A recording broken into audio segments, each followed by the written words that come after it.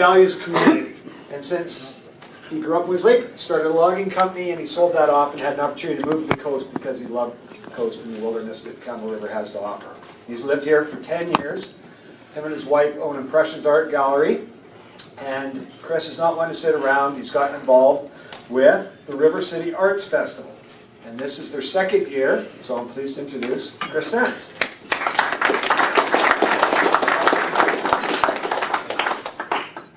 Thank you very much, Todd.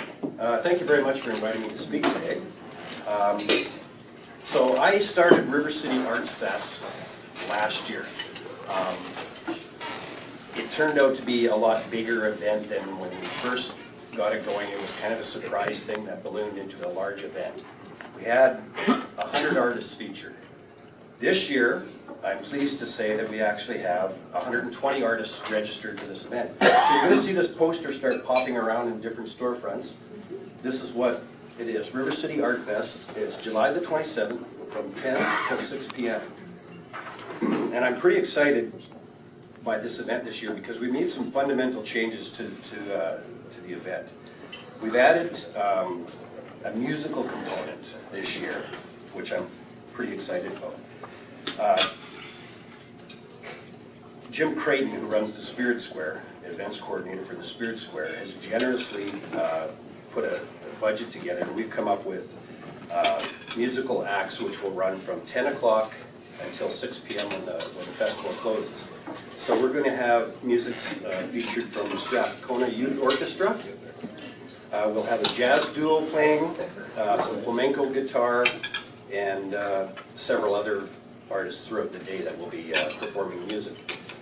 This event is also free, and it's a family-friendly event, so it's good for bring the whole family down. We're going to have there'll be food available. Local restaurants will be participating, and there'll be water and all that kind of thing. What I've also done this year is I'm excited because I've reached out to different organizations in the community, like the Arts Council and the Campbell River Museum. And I've asked them to piggyback on this event so that we can make it an even bigger success. So what we have is the Arts Council is going to be offering free youth art activities on that day. We have a chalk project happening. The Campbell River Museum is sponsoring native artist George Lewis, who's a local drum maker, and I think he's going to actually put on a drum course at the event too, so people can learn how to make drums. The City Potters will be working, doing their pottery thing this year. The Community Center, who's been a huge part of this, they'll have their 50-plus painters present at the event. We have the Shoreline Arts will be also participating. The Seaside Painters Club, with Sybil Andrews cottage artists, they have 8 artists that will be showing off their fine works. Also, the Tidemark Theater is going to try to be a part of it this year. They're working on a license, or operating a license for their outdoor patio, the liquor license. They want to try to jump on, but for 2014, for sure, they're going to jump on board because they'll probably offer musical events or something. You know, it'll help promote them as well. We have the French Emergent Arts Program that will be participating. The District Community Living will offer a art therapy component. We're going to have some graffiti and henna artists. So it's a really well-rounded event. It's going to be, you know, there's going to be a lot of things happening. So I'm very pleased with how everything's come together so far this year. And we're doing it on a very, I mean, it's just me and Brooke and Pete the Pen and a couple of other key people that are doing all the work. So we're always looking for volunteers. If anybody's interested, just come to Impressions, and we will definitely could use volunteers. It's always important. I would just like to say that we had so much positive feedback last year from this event that it got me really fired up. So this year we've actually increased the event from, we're going to go right till 6 o'clock this time because we felt it closed down a little too early last year. So my goal over the long term is to turn this into a 2- and 3-day festival.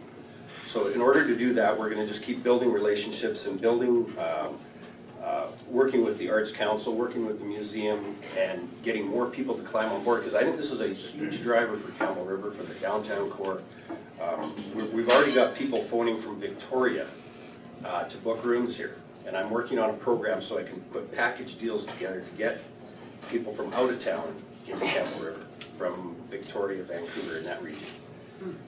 That's what I'm working on. I've got the radio station has been a big component of this. They've donated a lot of time, and they'll be advertising heavy in the Comox Valley area to bring outside people here.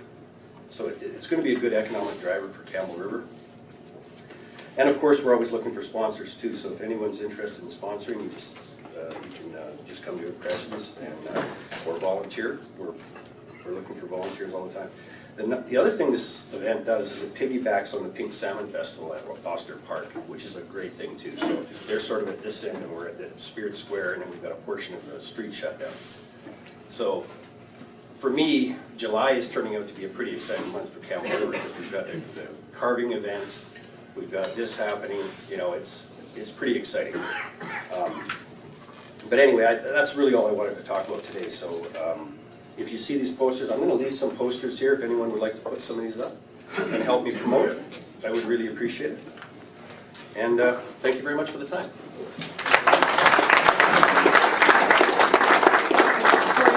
Is there any questions for Chris while we've got him? I'm sorry? I was just wondering if anybody had questions for Chris. Oh, yes. Any questions? Go ahead, Andy. I'm sorry. Well, I just wanted to, not so much a question, but Chris, I want to thank you. Pretty impressive graduating class out of Williams Lake Road with you two guys. We're the only two that actually graduated. We're the only two out of Williams Lake. And they're I don't here. know how many years it took you to get to grade 12, but that's excellent. But Chris, I know you started this off last year, and the way you've reached out has been nothing short of outstanding. And I'm glad you mentioned the Pink Salmon Festival, because we've got the collaboration that you've done with Larry to have two very unique events working so closely together that draws different clientele that will then spill over and enjoy each other's functions. I just wanted to say thank you. Good job. Yeah, thank you, On behalf of Rotary, I think Andy's already said it all, but thank you very much. That was very informative. And as I always say to everybody, our town is not just about fishing. It's not just about the outdoors. It's not just about the mountains and the geography, but we have a wonderful arts community here. And thank you so much for featuring that. Thank you.